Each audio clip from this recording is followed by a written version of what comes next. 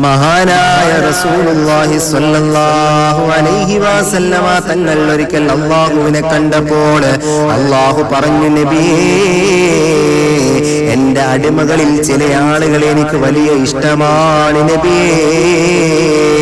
അവൻ എന്നെ ഓർക്കുന്നതിനേക്കാളും ഞാൻ അവനെ ഓർക്കുന്നു നബിയേ.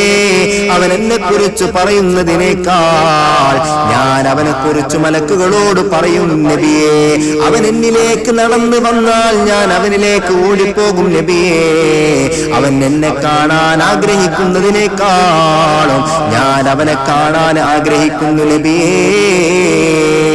അല്ലാഹുവിന്റെ ഹബീബ് നബി മുഹമ്മദ് മുസ്തഫ സല്ലല്ലാഹു അലൈഹി വസല്ലമ തങ്ങൾ സഹാബത്തുൽ കിറാമിനോട് പറയുകയാണ്, പടച്ചവൻ സ്നേഹിക്കുന്നവരുടെ ഒന്നാമത്തെ അടയാളം എന്തെന്നറിയുമോ? അവൻ രാത്രിയിൽ എഴുന്നേറ്റ് നിസ്കരിക്കുന്നവനാണെന്ന് നബി മുഹമ്മദ്